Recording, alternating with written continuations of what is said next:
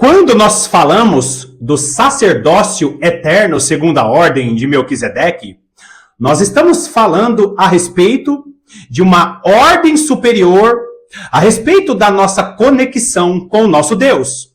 No Antigo Testamento, o sacerdote, ele era responsável pela intercessão. O sacerdote, ele era um representante dos homens, apresentando as demandas dos homens a Deus. Então, na antiga aliança, o sacerdote era uma espécie de intercessor. Ele olhava para os problemas, ele olhava para os pecados, ele olhava para a demanda do povo e, como um intercessor, ele apresentava todas essas demandas a Deus. Quando Jesus Cristo morre na cruz do Calvário, ele eleva esse ofício de sacerdote, ele eleva o ofício de intercessão. E todos aqueles que recebem Jesus Cristo como Senhor e Salvador está fazendo parte de uma ordem superior, uma ordem eterna de mediação entre Deus e os homens. Jesus Cristo é aquele que inaugurou uma conexão superior entre os homens e Deus, para que no reino de Jesus Cristo nós vivamos essa ordem eterna, esse sacerdócio eterno, essa ordem superior. Porque quando o apóstolo Paulo diz que aquilo que olhos não viram, ouvido não ouviram e jamais penetrou ao coração do homem, que é justamente aquilo que Deus tem preparado para aqueles que o amam, é justamente a conexão extraordinária que a Igreja de Cristo terá com o seu Deus. Meus amados irmãos, nós estamos vivendo aquilo que o apóstolo Paulo chama de sermos embaixadores de Cristo. E hoje nós somos embaixadores de Cristo, vivendo apenas à sombra do sacerdócio eterno segundo a ordem de Melquisedeque. Quando Jesus Cristo assumir os reinos do mundo, a igreja estará vivendo de maneira literal, porque nós seremos reis e sacerdotes e estaremos sacerdotando as nações do mundo, e as nações do mundo estarão olhando para a igreja dizendo: olha, como são gloriosos aqueles que são de Sião, aqueles que têm uma conexão superior com Deus. E é por isso, queridos, que nós precisamos meditar de maneira profunda na palavra de Deus, porque todas essas verdades que eu acabei de falar nesses poucos minutos são verdades que vão fortalecer a igreja para o período escuro que as nações vão entrar agora, nesses próximos dias, talvez meses, e com certeza os próximos anos serão anos de escuridão profunda nas nações, e apenas aqueles que estão sendo iluminados para essas verdades, que são verdades para os últimos dias, sobreviverão para esse período escuro. Querido irmão, minha querida irmã, você que me assiste hoje, nós estamos em uma série de mensagens falando a respeito do arrebatamento no Antigo Testamento, que é justamente o período da história que é a transição em sermos embaixadores de Cristo até vivermos literalmente a ordem superior, o sacerdócio eterno, segundo a ordem de Melquisedeque. Seja muito bem-vindo a mais essa série de vídeos sobre o arrebatamento no Antigo Testamento.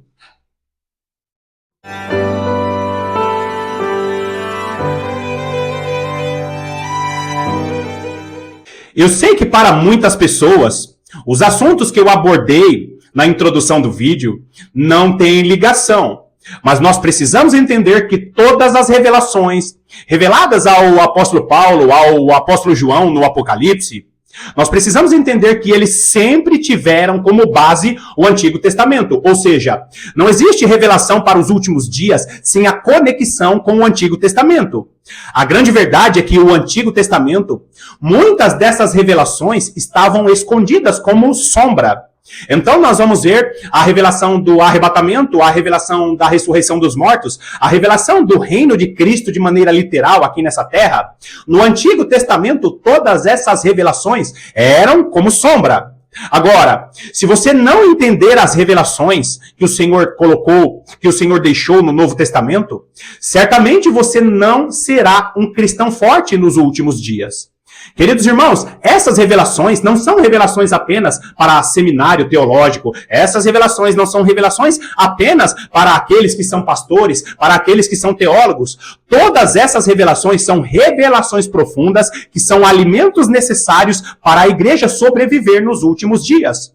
Então, pensando em toda a cronologia, segundo a revelação que o nosso Salvador deixou em Mateus capítulo 24, em Lucas capítulo 17, e também em Lucas capítulo 21, Marcos capítulo 13, e em parte do Evangelho de João, nós vamos ver boa parte dessas revelações deixadas pelo nosso Salvador e registradas nos evangelhos, que são revelações específicas para a igreja dos últimos dias, para que essa igreja sobreviva àquilo que vai acontecer nas nações do mundo. E a cronologia, ela é essa.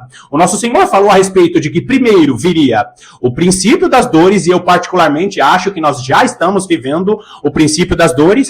Em seguida ao princípio das dores, a grande tribulação com os 3 anos e meio iniciais, onde as duas testemunhas, a igreja composta por judeus e gentios, estarão profetizando. E nesses 3 anos e meio iniciais não será permitido a perseguição ferrenha contra a igreja.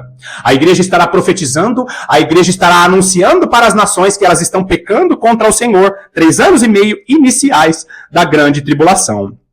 Quando acabam esses 3 anos e meio iniciais, a consequência é que se inicie os 3 anos e meio finais desses 7 anos. E nós vemos que quando iniciar os 3 anos e meio finais, o anticristo será revelado para as nações e a igreja de Cristo estará na grande tribulação. E você não vai ver em nenhum texto da palavra de Deus conectado com o Antigo Testamento, dizendo que a igreja não estará na grande tribulação. Aliás, como eu falei, o mistério escondido, quando nós olhamos para Ezequiel capítulo 20, quando nós olhamos para Oséias capítulo 2, quando nós olhamos para a parte dos textos como Miqueias, como Zacarias, nós vemos que os santos do Senhor estão ali junto com a nação de Israel, participando dessa tribulação. Os 3 anos e meio finais da grande tribulação é justamente o momento em que o anticristo é revelado para as nações e as duas testemunhas do Senhor estarão profetizando e maravilhas e catástrofes vão estar acontecendo nessa terra. As trombetas serão realizadas, muitos mártires muitos mártires vão surgir neste período, principalmente na região do Oriente. As nações que estão ao redor de Israel, que são inimigas de Israel desde o estabelecimento da nação de Israel, estarão ali sendo movidas pelo anticristo, que virá da Assíria, que virá de Pérgamo, que virá ali das nações que estão ao redor de Israel. E você sabe muito bem que o anticristo ele vem da linhagem de Ismael somada com a linhagem de Esaú, uma mistura da linhagem de Ismael com Esaú, que descende daquela grande religião. E ali, queridos, nós vamos ver que os 3 anos e meio finais será 3 anos e meio da grande tribulação, justamente promovendo a angústia de Jacó e a perseguição contra a igreja de Jesus Cristo. Nesses 3 anos e meio finais, muitos de Benjamim, muitos daqueles que são judeus, que se converterão a Cristo, que fazem parte da tribo espiritual de Benjamim. Lembra da nossa série de mensagens sobre os 144 mil selados? Quando a última tribo a ser selada, a última tribo a ser despertada, será a tribo de Benjamim, que representa aqueles que vão cumprir a plenitude dos judeus. E aí, queridos, no final da grande tribulação, no final dos 3 anos e meio finais, Jesus Cristo aparece nas nuvens com grande poder e glória. E assim que Jesus Cristo aparecer nas nuvens com grande poder e glória, primeiramente os mortos em Cristo ressuscitam. E aí, quando os mortos em Cristo ressuscitarem, mortos e agora vivos, né? Os mortos em Cristo ressuscitam, os corpos são glorificados, e ali, queridos, nós vamos ver mortos e vivos sendo arrebatados, e assim, os corpos são transformados para o encontro com o Senhor nos ares.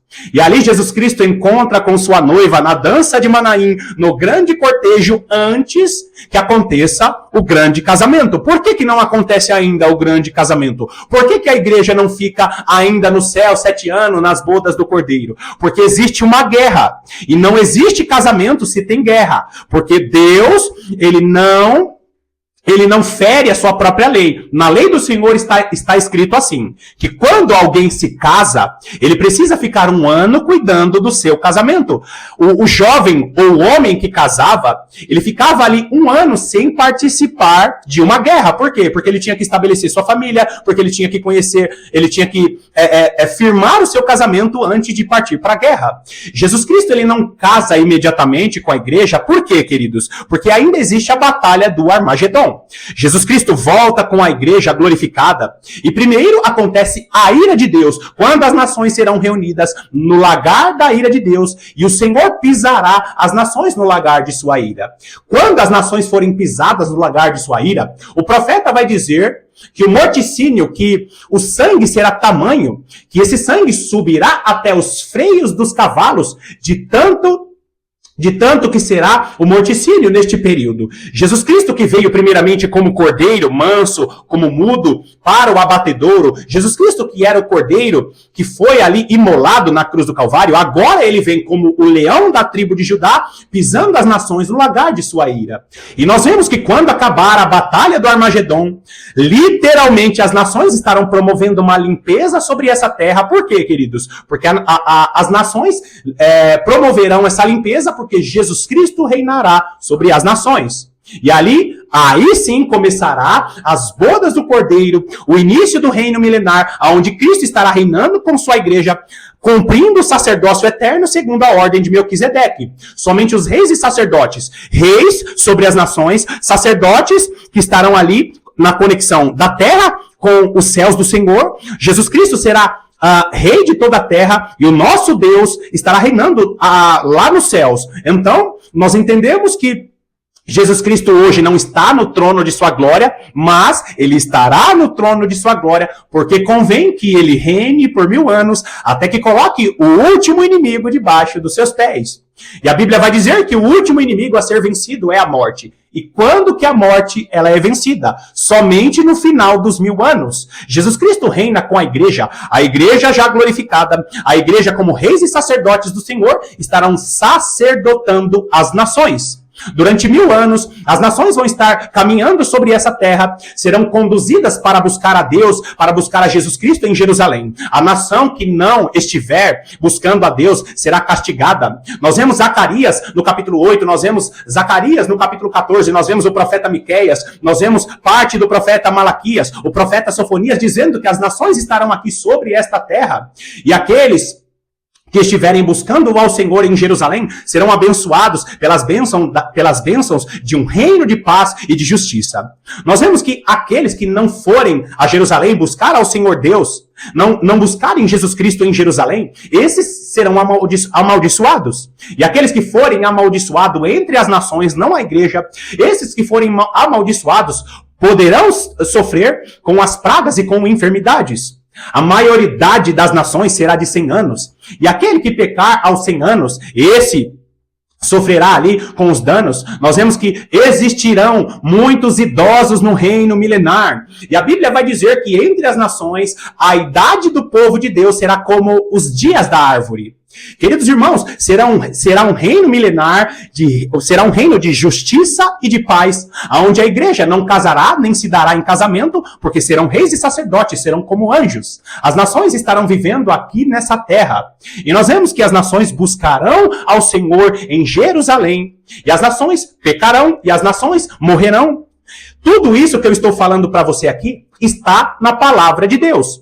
E quando Jesus Cristo finalizar os 1000 anos, nós vemos que no final dos 1000 anos, Satanás será solto. E por que Satanás será solto? Ele será solto para provar às nações que não conheceram a influência maligna sobre as suas vidas. Deus cumprirá sua justiça até no reino milenar. Por quê, queridos? Porque as nações viverão um reino de paz e de justiça. E Deus, para cumprir essa justiça, porque a igreja de Cristo, ela foi promovida para a eternidade, lutando contra a influência de Satanás. Aqueles que fazem parte das nações não conhecem essa influência. O nosso Senhor permite que Satanás seja solto no final do milênio. E ali, mais uma vez, Satanás engana muitas nações que estarão no reino milenar. E ali acontece uma nova batalha do Armagedon. Só que dessa vez não é como a batalha do Armagedon no início do reino milenar. Agora, o Senhor Deus, ele não promove uma batalha. O Senhor Deus estará com um sopro lançando Satanás e a morte, porque a morte ela é um principado. O maior principado que existe hoje no mundo não é o próprio Satanás. O maior principado que está sob o comando, sobre o domínio de Satanás hoje se chama morte. A morte será vencida apenas no final do reino milenar. É por isso que o texto de 1 Coríntios capítulo 15 diz: convém que ele reine até que o último inimigo seja colocado debaixo dos seus pés. E o texto ainda diz: e o último inimigo a ser vencido é a morte. Ou seja, no reino milenar ainda existe morte. Ainda existem pessoas vivendo, casando, morrendo. Por quê, queridos? Porque o nosso Deus, através de Jesus Cristo, mostrará que é possível, sob o domínio do nosso Deus, viver em um reino de paz e de justiça. Jesus Cristo reina, coloca o último inimigo debaixo dos seus pés e ali finaliza o reino milenar. E ali, queridos, quando acabar o reino milenar, quando Satanás, tudo aquilo que existe de ruim for lançado no lago de fogo, o que vai estar acontecendo? A Nova Jerusalém, ela desce. E por que a Nova Jerusalém, ela desce, queridos? Porque agora Deus, o Pai, estará habitando entre as nações. Deus, o Pai, que até então não poderia habitar entre os homens com o principado da morte aqui ainda nessa terra, agora nós vemos o céu do Senhor. E é lindo o texto de Apocalipse, capítulo 21 e capítulo 22, mostrando ali o céu, não é os céus de Isaías, não é os céus que foram criados. Eis que crio novos céus e nova terra. Ali está falando a respeito do quê? Está falando a respeito do novos céus e nova terra que foram estabelecidos no reino milenar. Agora, no final do reino milenar, esse céu e terra é justamente os céus do Senhor se unindo a esses céus que nós conhecemos. Deus caminhando entre os homens como ele sempre quis fazer, mas ele envia Jesus Cristo primeiro para que o principado morte fosse vencido. Deus Pai não pode caminhar entre os homens justamente porque o último inimigo precisa ser vencido, a morte. A morte sendo vencida no reino milenar, agora a Nova Jerusalém ela desce e o Senhor Deus estará caminhando entre as nações. A Bíblia não dá muitos relatos a respeito da eternidade, mas quando acabar o reino milenar e o último inimigo for vencido, Deus mesmo, Ele mesmo, com o nosso Senhor e Salvador Jesus Cristo, estará caminhando nessa terra quando os céus do Senhor for unificado. Queridos irmãos, existirá uma unidade dos céus do Senhor com os céus dessa terra, porque a Bíblia vai dizer que o planeta Terra não será destruído, porque a aliança que Deus tem com o planeta Terra é uma aliança eterna. E infelizmente todo esse panorama que eu dei para você é uma cronologia que a maior parte dos teólogos não sabem, que a maior parte dos teólogos não receberão a revelação por causa do orgulho e da soberba, e Deus nos últimos dias estará usando todas essas situações para despertar a igreja que está dormindo, porque essas palavras que eu mencionei para você, essa cronologia, é o alimento sólido que fará a igreja ser uma igreja forte, uma igreja de palavra para os últimos dias. Eu finalizo mostrando para você alguns textos que nos mostram o arrebatamento no Antigo Testamento. Olha o que diz o profeta Isaías. Vai lá comigo em Isaías. Isaías capítulo 59. Isaías capítulo 59, eu vou ler para você apenas o versículo 19, que diz assim: temerão, pois, o nome do Senhor desde o poente, e a sua glória desde o nascente do sol, pois virá como torrente impetuosa, impelida pelo Espírito do Senhor. Queridos irmãos, quando você olha para Isaías capítulo 59, você encontra o quê? O que a maior parte dos profetas fazem. Eles olham para o Israel literal, o Israel da época deles, e já profetiza, falando a respeito do Messias, que já veio, e falando a respeito da restauração das nações. Muitas pessoas não compreendem as revelações dos profetas. Por quê? Porque Deus usou os profetas na antiguidade, falando a respeito de uma restauração que começaria com o Israel literal, e Jesus Cristo morrendo na cruz do Calvário, estabeleceria o Israel espiritual. Então, o que o profeta Isaías está falando nesse versículo 19? Ele está dizendo, olha, depois você lê lá todo o capítulo 59 de Isaías, que está dizendo o quê? Que está apontando para Israel dizendo, se arrependam dos seus pecados, porque em breve virá aquele que promoverá um temor sobre as nações. As nações vão temer este que eu estou enviando, e eu vou restaurar a cidade literal de Jerusalém. Eu vou restaurar de maneira literal. Queridos, tem muitas pessoas que acham que Deus rejeitou a nação literal de Israel, e não rejeitou. Deus vai estar restaurando a nação literal de Israel, e eu vou provar isso nesse próprio texto. Continua comigo agora, Isaías 60, não esqueça. Isaías 59 está coligado com Isaías 60. O versículo que eu te mostrei primeiro é uma promessa futura de que as nações vão temer aquele que será enviado para governar sobre as nações. Jesus Cristo estará reinando sobre as nações, e as nações temerão aquele que estará reinando com reino de paz e de justiça, porém será um reino com cetro de ferro. Continua lendo o texto. Agora, Isaías 60, nós vamos ler o versículo 1. O versículo 1 diz assim: Dispõe-te e resplandece, porque vem a tua luz, e a glória do Senhor nasce sobre ti. Porque eis que as trevas cobrem a terra, e a escuridão os povos, mas sobre ti aparecerá resplandecente o Senhor, e a sua glória se vê sobre ti. Agora, perguntas que nós precisamos fazer ao texto. De quem que ele está falando aqui? Quem é essa resplandecente luz? Quem é esse Senhor que vem resplandecente, e a sua glória a gente consegue contemplar? Nós conseguimos ver essa glória. Claramente o texto está falando sobre quem? Sobre o Senhor que virá sobre as nações, Jesus Cristo. Jesus Cristo em Isaías ainda é o mistério escondido, mas Deus vem anunciando através do profeta, dizendo: ele virá sobre as nações como a resplandecente luz. Olha o que diz o versículo 3. As nações se encaminham para a tua luz, e os reis para o resplendor que te nasceu. Nós vamos ver em vários textos da palavra de Deus. E é por isso que a maior parte dos judeus não conseguem enxergar Jesus Cristo em Isaías. Por quê? Porque Deus faz um jogo de palavras, e até às vezes até parece que Deus está falando com Israel e não com aquele que viria.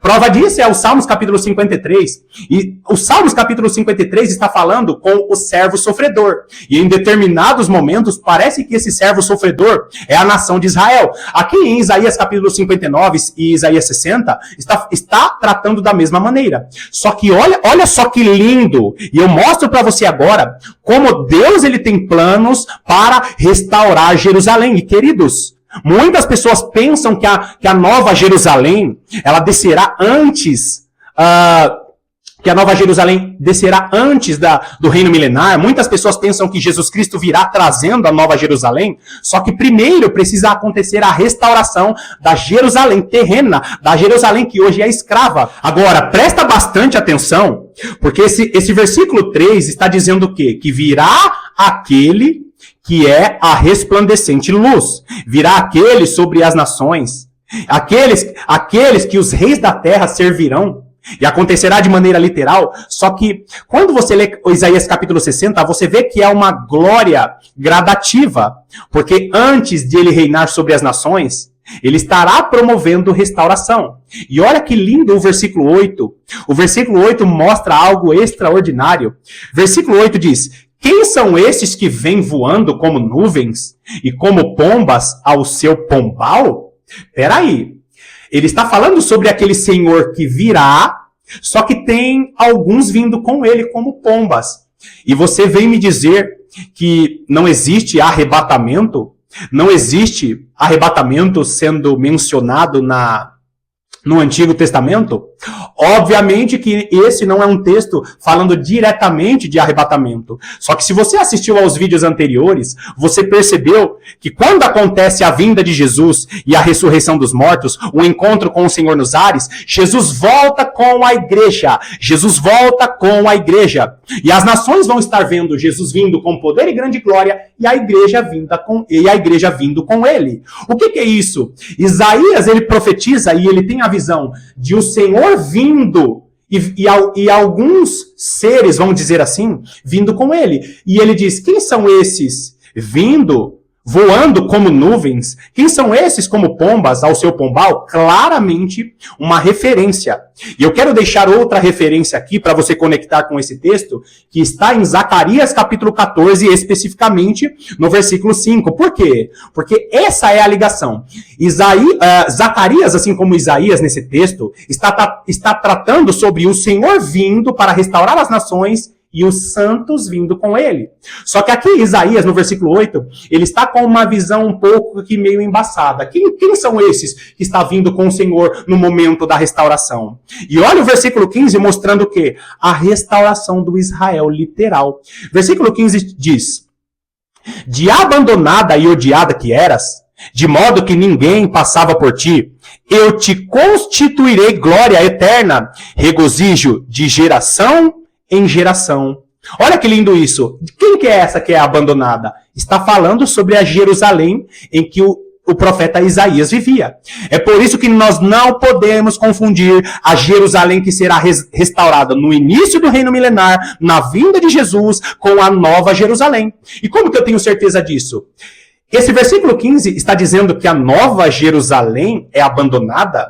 Não faz sentido, queridos. Essa que é abandonada e que era odiada, e essa que será constituída em glória, como o versículo 15 está nos mostrando, é a Jerusalém literal, que hoje é escrava. A Jerusalém que será restaurada é a Jerusalém literal quando Jesus Cristo voltar. Nós não podemos dizer que a nova Jerusalém virá assim que Jesus Cristo voltar. Por quê? Porque ali está falando de uma Jerusalém que era odiada, de uma Jerusalém que precisa ser santificada. A nova Jerusalém, ela desce do céu, mas ela já é santa. Ela vem no final de todas as coisas, porque o Senhor estará caminhando, o Senhor Deus, Deus Pai estará caminhando com as nações aqui nessa terra, cumprindo de maneira literal a festa dos tabernáculos, quando Ele estará caminhando entre os homens, porque Deus estará reunindo os céus do Senhor com os céus, que é esse firmamento que nós conhecemos. Queridos irmãos, existe uma promessa de uma restauração e nós vemos o arrebatamento inserido em toda essa promessa. Nós não podemos desconectar todas essas promessas, porque a cronologia da palavra de Deus, ela é perfeita. E nós vemos essa cronologia primeiro no Antigo Testamento como o mistério escondido, e nós vemos essa cronologia finalizando todas as coisas quando Deus estabelecer o reino eterno, aonde não haverá mais lágrimas, as nações não chorarão mais, as nações não sofrerão mais com a morte do corpo, porque nós veremos o nosso Deus reinando com Jesus Cristo, e o nosso Deus reinará, Jesus Cristo reinará, e nós viveremos na eternidade. Muitos mistérios escondidos que estão na palavra de Deus estão sendo revelados para este tempo, porque a igreja forte precisará de um alimento sólido para sobreviver aos próximos meses, aos próximos anos que nós estamos entrando. Bom, finalizamos aqui mais essa série de meditações e eu quero te agradecer pela sua companhia. Quero te convidar a me seguir no canal do Instagram, o perfil do Instagram, que não é um perfil propriamente de estudos, porém é um perfil direto em que nós podemos continuar as meditações em um contato mais direto. Existem ali alguns trabalhos que eu faço, se você puder, me siga lá no canal do Instagram, o canal A Lâmpada para os Meus Pés. Que Deus te abençoe poderosamente e eu estarei aqui te aguardando para as próximas meditações.